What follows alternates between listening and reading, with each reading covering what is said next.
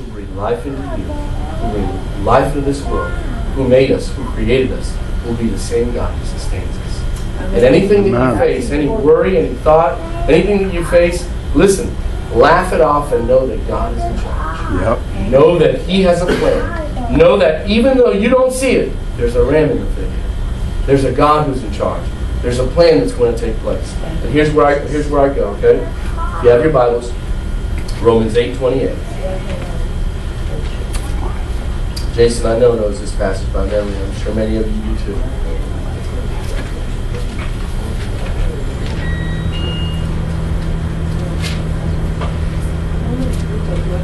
Romans 8:28. All right, ready? And we know that all things God works for the good for those who love Him, who have been called according to His purpose. Who has that in Spanish? Emma, do you have it in Spanish? Léeme Romanos 8:28 a alta voz. Y sabemos que a los que aman a Dios, todas las cosas les ayudan a bien.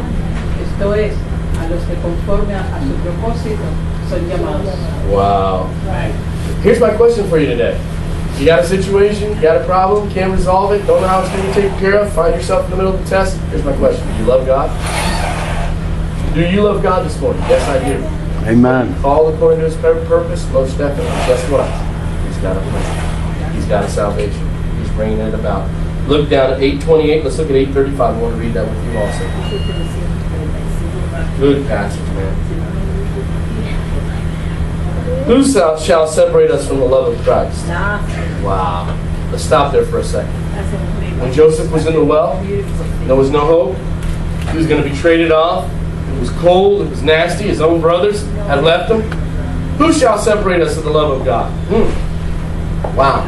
Who can separate us from God's blessing? Who can separate us from God's plan? Who can take us away from the very thing our Father, who has gone before, who has laid the foundation of the earth, has already prepared? Is there anyone who can separate us from that? Not a person. Look at this. Who shall separate us from the love of Christ? Shall trouble, hardship, persecution, famine, nakedness, danger, or sword? No matter what you're facing this morning, God's got a ram in the thicket. As it is written, for your sake we face death all day long. We are considered as sheep to be slaughtered. Verse 37. No, in all these things we are what?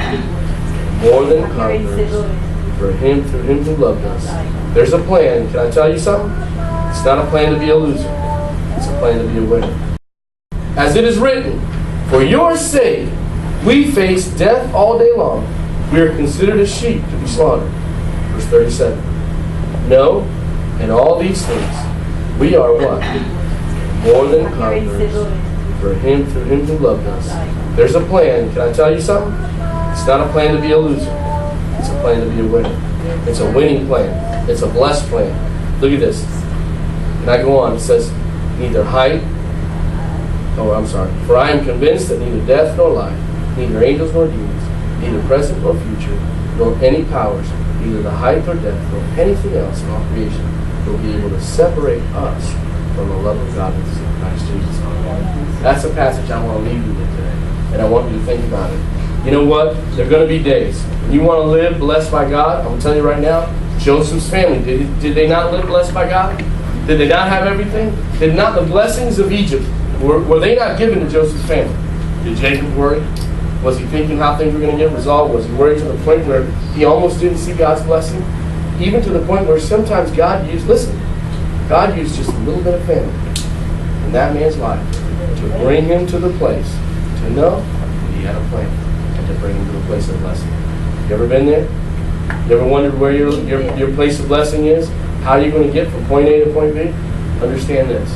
God's got a plan. He's bringing it about. He's faithful. You may not understand it. You may not see it. He is God. Will you trust Him this morning?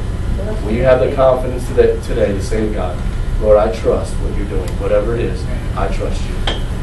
Amen. Let's stand if you would. And I ask Brother Billy to come and play. Just quietly right there where we're at.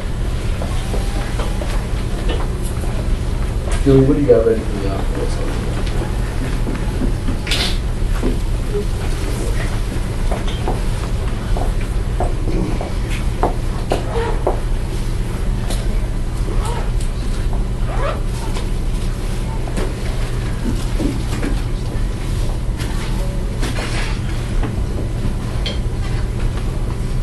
right there where you're at, quietly before the Lord. Prepare your heart.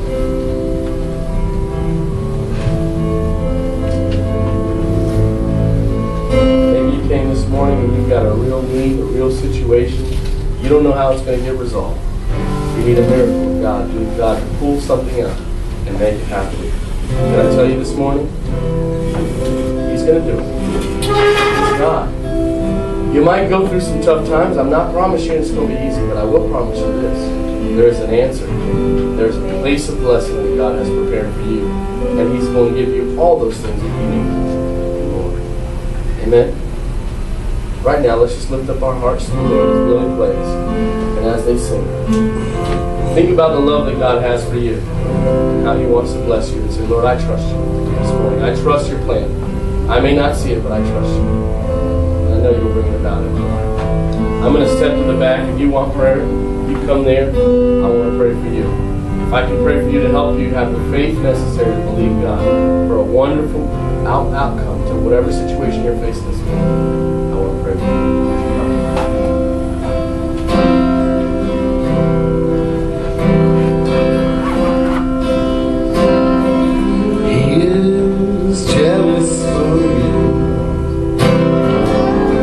Like a hurricane, I am a tree bending beneath the weight of His wind and mercy.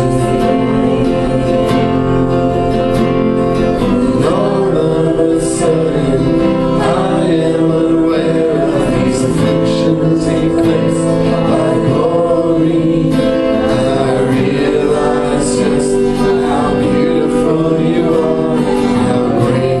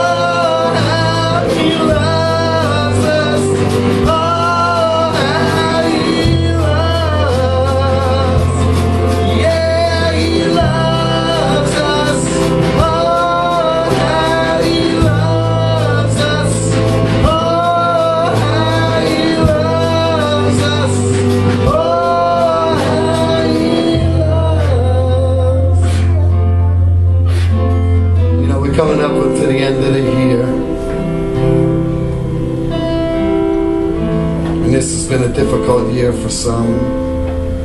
It's been a year of transition and change. Well, you know, God is a God of second chances. He's a God of forgiveness, and God that loves to see reconciliation. So we got a week here now till we get to the new year, and I'd like y'all to reflect on this last year and on the things you did good, on the things you did bad, but most of all, I want you to reflect on the love that God has given to you. Reflect on those times of sorrow, and those times of pain, on those times of transition, and how God was there for you.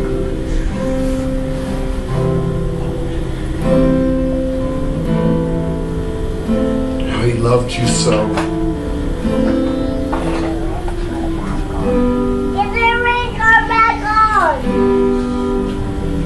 Pastor's back there, he wants to pray with you. You could pray for reconciliation. You could pray for healing. You could pray for other people. The healing in those. Reconciliation of your family. There's somebody in your family that doesn't know the Lord. Like the pastor said, you got to petition the Lord with prayer and thanksgiving. And He who transcends everything and all will hear your prayer. Why? Because He loves you. Oh, how He loves us so. Oh, how He loves us.